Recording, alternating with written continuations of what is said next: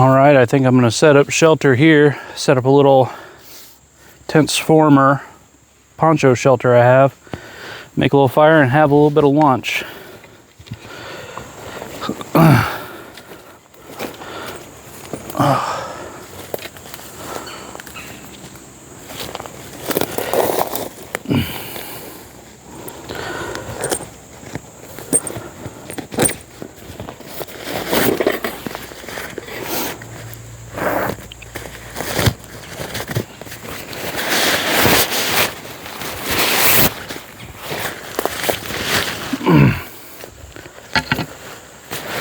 This thing's really cool because it converts from a poncho into a shelter.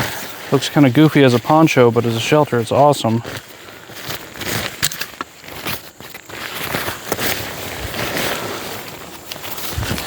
Back. We're gonna put it right about here.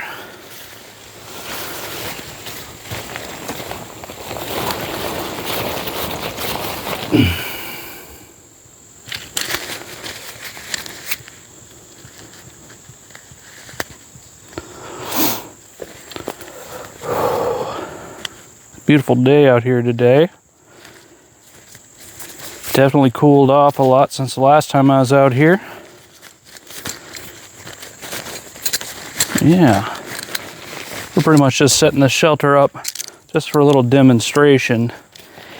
I don't think it's really necessary or gonna rain or anything. It's always good to practice with your gear. Because the more you know your kit, the better off you are. It's something I will preach until my dying day.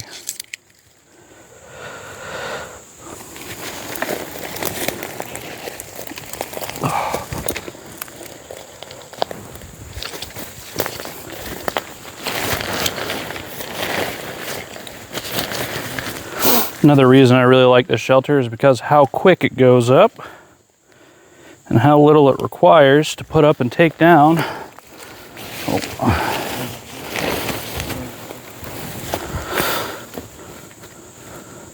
There's a lot of little saplings coming up, so not exactly the best spot, but it'll do for a demonstration.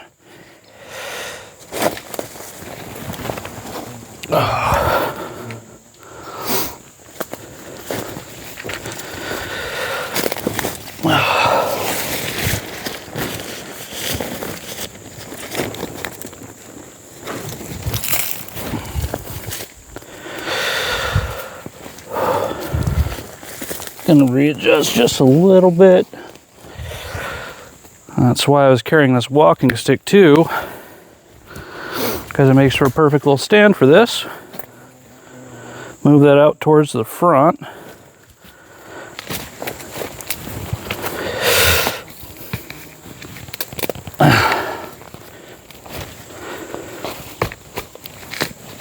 And you've got all this room in here. Come on in. Take a look. Good. Yeah, it goes up in just a few seconds, a few minutes. And you got a quick and easy little shelter. Yeah, now we're gonna go ahead and cut, and I'm gonna gather some firewood and I'll get right back with you. We got some firewood collected. We don't need anything big or crazy today. We're just cooking some kielbasas, which are already cooked, so yeah, should be pretty easy. Gonna go ahead and get this fire set up. Got our thin stuff, our kindling, pretty well sorted already. I'm gonna go ahead and put this over here. Anything smaller than pencil size is what you want to start your fires off with. I talk about that a little bit more in some other videos if you want to go check those out. Link in the description. I usually like to break my firewood down to pencil size, smaller than pencil size, finger size, and I don't have any wrist size because I don't need that big of a fire. Nothing that's going to burn quite that long. We're just going to kind of loosely sort this up out. Bigger stuff's all going to go on the bottom.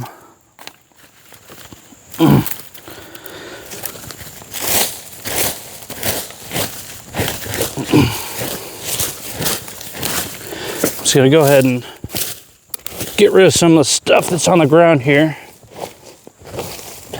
I nailed a bug. Make that our nice little fire lay. It's going to be a little small one.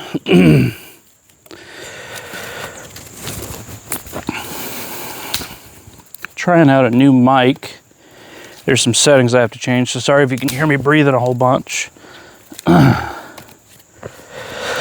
Try some new things out and see how they go. Let me know in the description what you think of the sound quality. If I need to change some settings, if it's too sensitive or you can't hear enough. Any feedback is appreciated.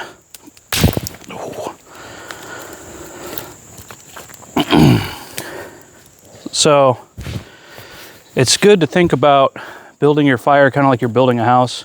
You want your floor, you want your walls, and then your roof is going to be your thinnest stuff.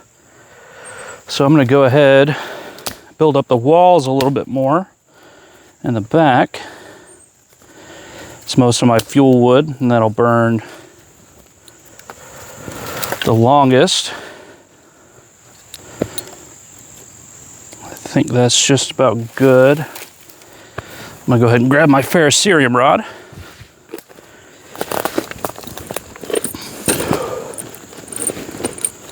And some tinder.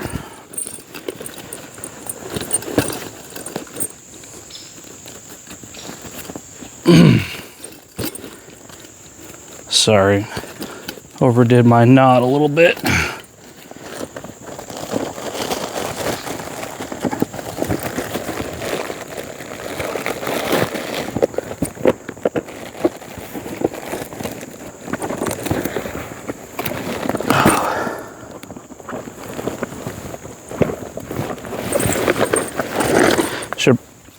Should have been a little bit more prepared.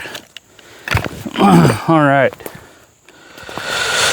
Got a ferrocerium rod, a little striker I like to use. A ferrocerium rod's just magnesium iron and some other stuff, but it makes sparks. And I found the best striker I've used is this Corona pruner shear sharpeners. But yeah, they're awesome. They throw a bunch of sparks. Good stuff. So we're gonna grab some tinder we collected earlier. My handy dandy little roly-poly pouch.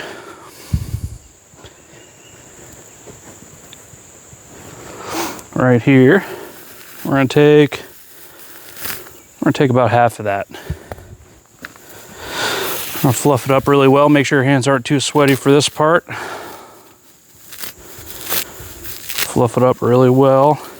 Break up any big pieces of bark that are on there. Make yourself a little, what's called a bird's nest. We're gonna go ahead and set that right down in here. And we're gonna pin that down with the ferrocerium rod.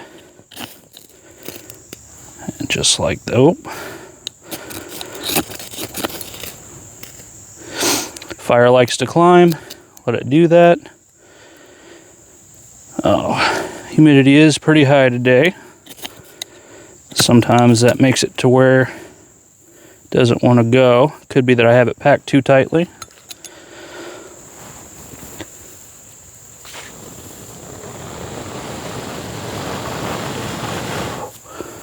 Yep.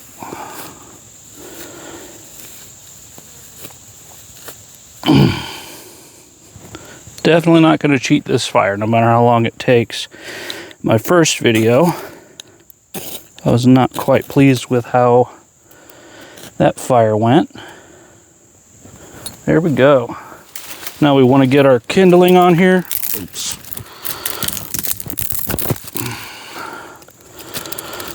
May have to use that other half.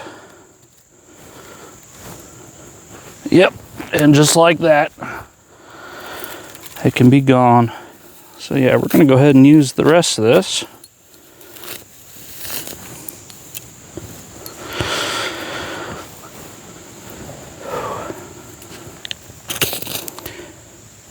That's why it always pays to be prepared.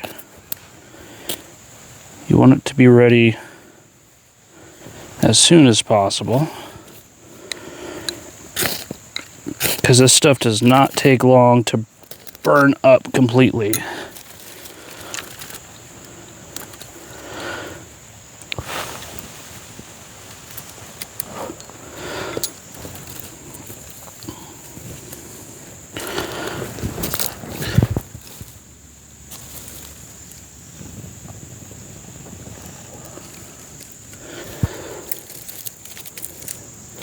I think we're going to grab a little piece of fat wood. Oh, might not need it, but I'm going to grab it anyway. I'm going to dump some little pieces of fat wood, because that will extend our tinder extenders, as I like to call them.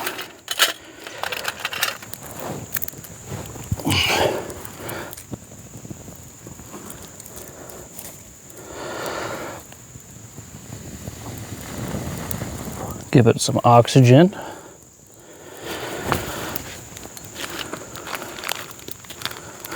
And I think we might be in business. Yep. All right, now we're going to transition to some of our bigger stuff, our round pencil size things.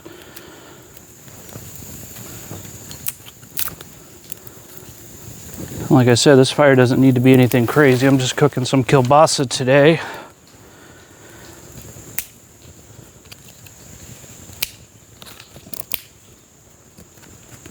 Sorry, here's something odd in the distance. A weird clicking. Might be people.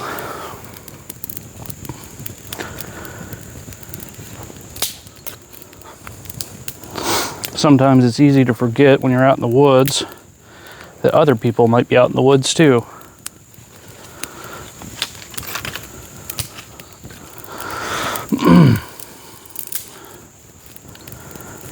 Today, I have my friend Joey helping me out with some filming today. My cameraman. Say hi, Joey. Hi. Yeah. He was nice enough to come out and help.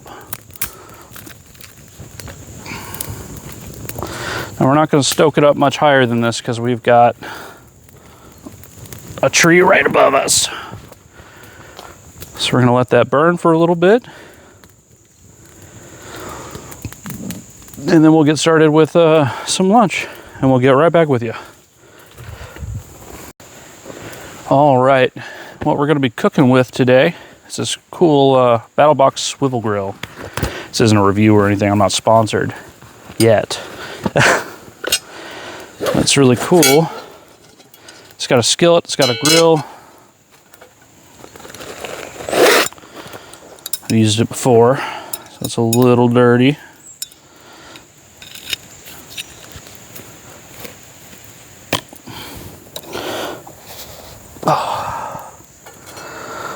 So we're going to go ahead and put this one on the bottom. I think it goes the other way. Yep. What this does, it just sits there, swivel it out if you want, swivel it in. Really cool piece of kit. Sorry, I'm getting a bunch of smoke in the face. You know what they say, smoke follows beauty. That one's just going to be extra. But yeah, we're going to let this kind of get heated up. We're going to throw some kielbasa on, do some mushrooms, make some little non-flatbread tacos, or I guess just hot dogs. We'll see how it goes. All right, we got some of this food prepped. We're going to go ahead and throw the kielbasa on the grill. Let that start heating up.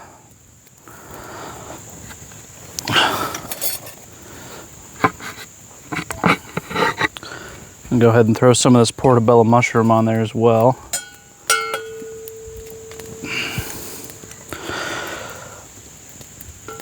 just to get that started.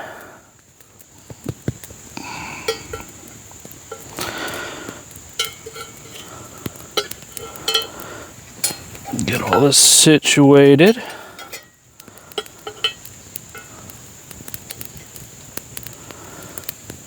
Yeah, that's something. I really love coming out into the woods and cooking, especially because it takes something that's mundane, lunch, and makes it feel a little bit more special. Even if you're just coming out for a few hours and you know, just enjoying nature and being in nature, it's a worthwhile endeavor. I guess I could talk about some of my stuff. I made a video about my day kit, but for those of you who haven't seen that, pretty much everything except for this is in my little shoulder bag. I've been coming to the woods for a long time, and it's really a lot of stuff that I've kind of whittled down. I hear a lot of people say, oh, well, you need this. Bring out an axe every time, but you don't necessarily need to do that. I'm not cutting down a tree every time I'm out here. Let's stoke this fire up a little bit, get rid of some of the smoke. But yeah, I feel like less is more when you're coming out here to enjoy yourself and really to connect with nature, or the other people you're with, or both. I think that's important, and I think it's good for us to do every once in a while. The Japanese have a concept called, I believe it's called forest bathing, and they just go out in nature and they see that psychologically nature has a lot to give us when it comes to mental stability and relaxation, decompression. Stoke this up just a little bit more so it can reach these kielbasa a little bit better.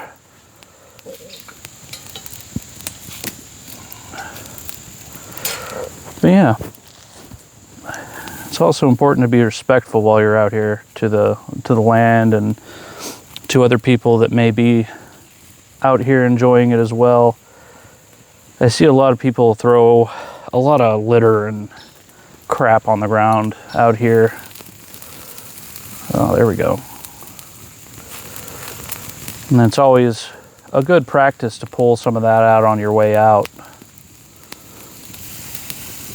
I always try to leave the forest with more trash than I walked in with. Fire's a little stoked up now, a little too much. We're gonna pull that off to the side for a second, let that calm down. Work on flipping these mushrooms. But yeah.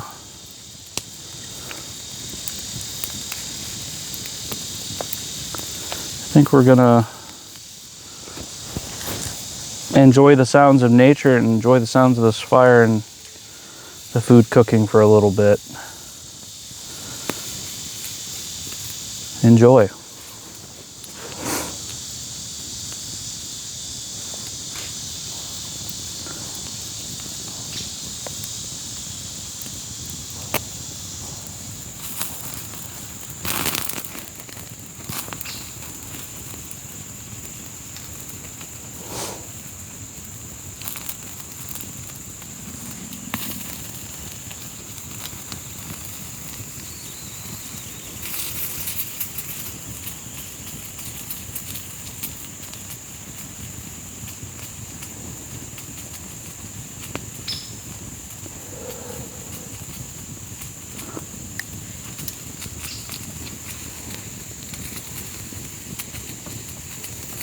Definitely have this fire going too far, but that's okay. Nothing here needs to be cooked through. It just needs to be warm enough to eat.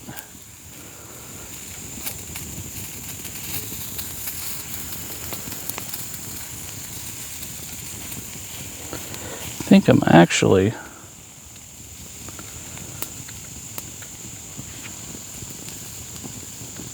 maybe gonna add a little bit of oil to this skillet so it cooks these a little better. Actually, I don't know. They look like they're doing pretty all right.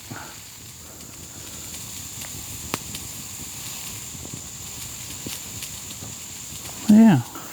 While this is cooking, I thought we could talk about the concept of the 2-knife principle. So what I like to do is I like to have a small, fine knife.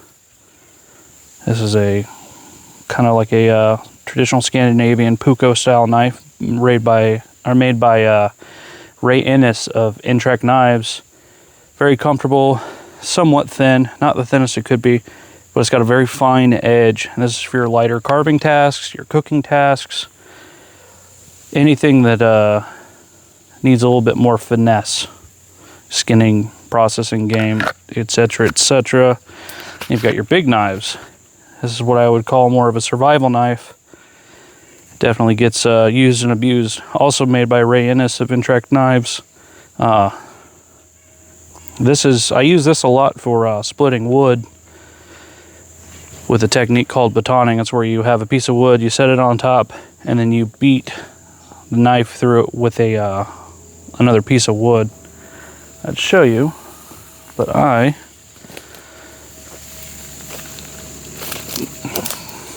yeah, we'll try this stick. Here. Oh. Perfect. Thank you, Joey. All right, so you take this, say I wanted to carve a spoon or something with this, or even, use it even for firewood. Beating the knife through, making very precise cuts like that. Typically it's split a lot better, but this is a pretty small piece.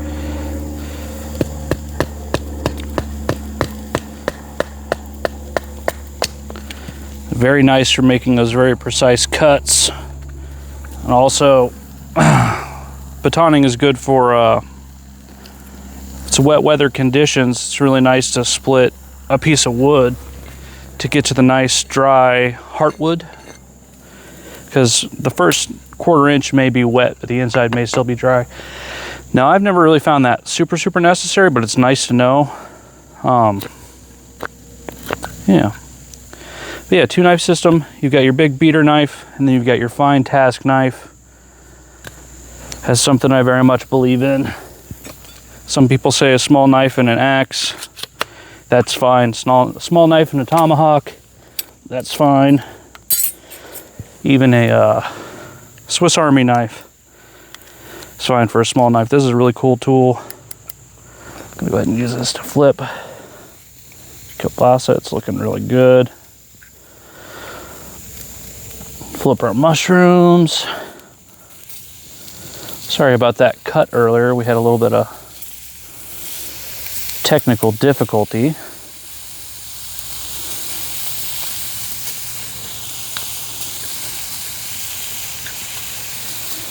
Those are looking just about fine. I think what we're going to do is we're going to take these, probably just throw them on the flatbread on the naan.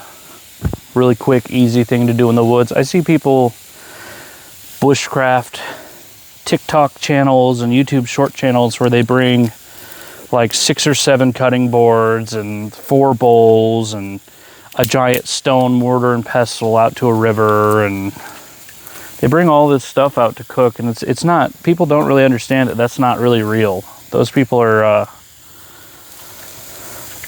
basically bringing a whole kitchen out in the woods when you really don't need that much.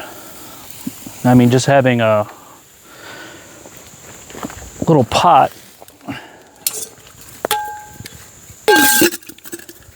having something like this, nesting cup, boil water, cook pot,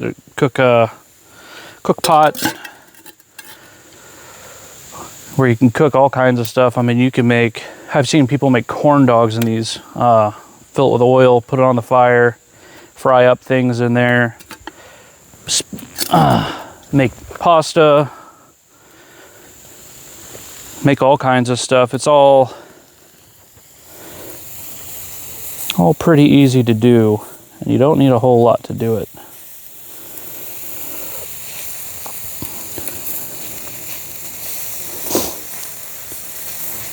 I don't think I'll ever be doing any of the big fancy come watch my stuff cooking, as I like to call it. I'm gonna stoke this fire up a little bit. Their handy dandy fan.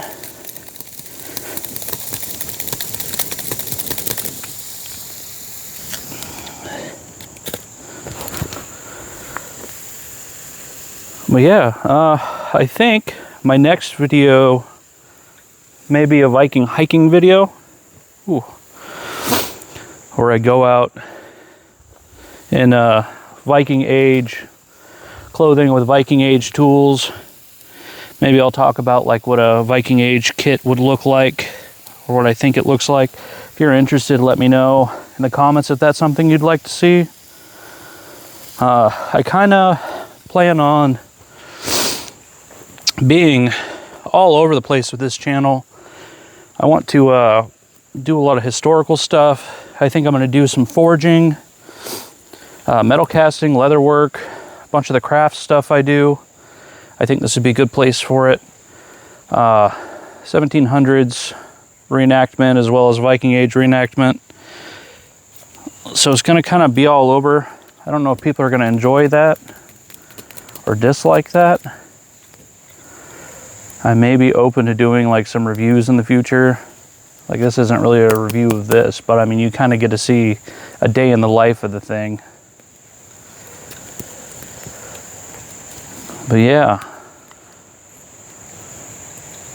I wanted to say thank you to all my subscribers. There's about, at the time of this video, I think I've got 73 subscribers, and I've only had my channel up for about 16 days, I think, half a month at this point. So it's really amazing that a lot of people have subscribed and watched. I wanted to thank you guys all for your support. It really means a lot to me. It really gets me motivated to come out here and do more. And if you got any videos you want to see, let me know. Drop it down in the comment section.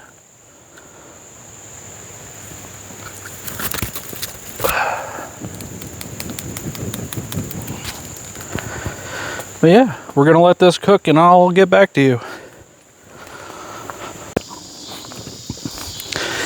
All right, while that's finishing cooking, it's almost done. I'm gonna teach you a little bit about cordage making. Now, this is something that we've been doing since we were cavemen. This is just a pineapple leaf. A really easy thing to get a hold of to practice on. This same principle is gonna be true for pretty much any plant you can make cordage out of, for the most part, when it comes to the leaves. So you want to scrape, most of the juicy parts away. I always like to have something solid on the back. You can do this on your pant leg, you can do this on a log. I've just got a rounded little multi-tool keychain clip. You don't want anything sharp for this. A knife will just tear through this. You want a light, even pressure. And you want to remove as much of the living green, wet green stuff as possible. Work your way back, making sure not to press too hard. And get all this off. You can do this with all kinds of plants. Cattail, I believe, will work for this. Yucca plants are especially good. That'd be my go-to. But I wanted to pick something that's really easy for everyone to get. Just buy a pineapple, long leaves. As long as possible, the better. Scrape all the stuff off. You can kind of see in amongst all this goop, you can kind of see the fiber starting to come out. So we're going to go ahead and scrape the rest of this off. And we're going to flip it over. This piece always comes off way faster because you've already eliminated everything from the other side.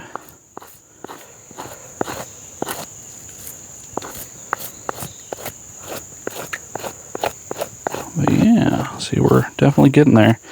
Typically I'd use this on a flatter, I'd do this on a flatter surface, but this is just the easiest way for me to show you guys.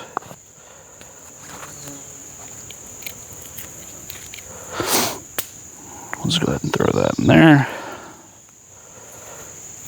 And then we're left with mostly these fibers. I'll process it down a little bit more even. This stuff's just about done cooking, so we're going to go ahead and quickly finish this up.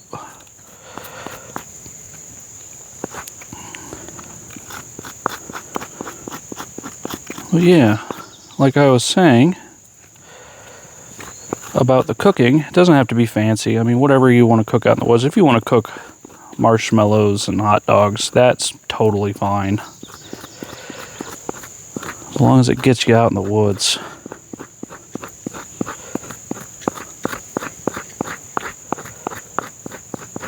Alright, we're just about done with that.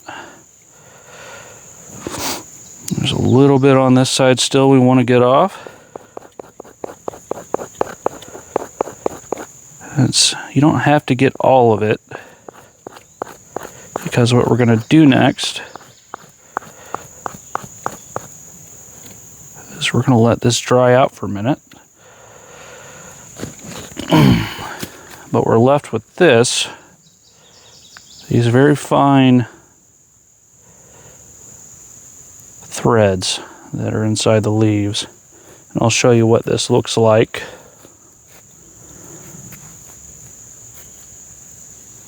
Show you what this looks like when it's dry as well. But we're going to let this sit over here and dry right up here. I'll show you what this looks like when it's done drying. Looks like this. So you let it dry, you pick out a strand. This is how you make cordage. This is how our ancestors did it. Straighten out your fibers. You want to go off center, so I'm going to have that there. You're going to twist away from yourself with the top, grab the bottom, and twist the whole thing towards yourself. Twist away. It might be easier to show from this angle. You're going to twist away, grab the bottom, twist towards you. Away, grab the bottom, twist towards you. What that does is that binds against itself. We'll do some more so it's a little easier to see. You eventually just get the muscle memory for this and it becomes really easy. This is just a 2-ply reverse twist cordage is what this is called. And yeah, it'll hold itself. Get the camera to focus on that, but yeah, this one's a little sloppy, but you get good enough, eventually you'll make really nice uniform stuff like this. And I use this for all kinds of stuff. You can set up shelters with this. I've used this for fishing line. I've used this for sewing.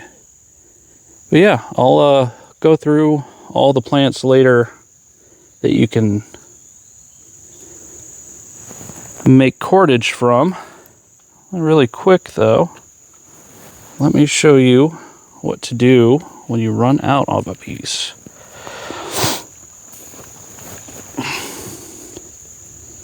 So we're going to keep twisting, keep making this cordage. Pardon the dirt on my hands, you know, out here in the woods, hard to stay clean. So we've got about a 1/2 inch left of this. So what we're going to do is we're going to take this other piece and we're going to set it right up against it. Now you want a thinner end piece because you don't want this to be too bulky. We're going to go ahead and twist away, grab bottom. Sorry, I'm sniffling. I got a lot of smoke in the face. And you just continue that way and it will just leave a little tag. You can leave these on, but it looks a lot nicer if you take a little pair of scissors and just snip that off. But yeah, and then you just keep going. Anytime you run into an end, you just keep repeating that step. And that's pretty much how you make cordage. Pretty easy once you know how to do it. Very old skill, very old technique. I believe Otzi the Iceman, one of the oldest archaeological finds, I believe he had the same type of cordage, the same technique. It looks like our food's done and our fire's just about out. So we're gonna go ahead and pull this off. I'm gonna plate it up and enjoy. As soon as I can find my tongs. So we're just gonna go ahead and take a couple pieces of mushroom.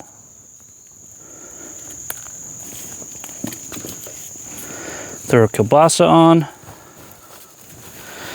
And I think we'll put a little bit of sauerkraut on as well. Thank you, sir.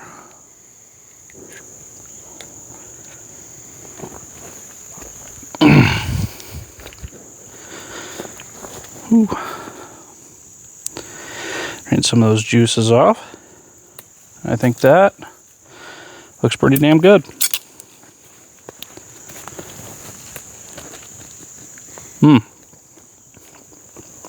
Definitely good. But yeah, get out in the woods, enjoy yourself, and be safe out there. See you in the next video.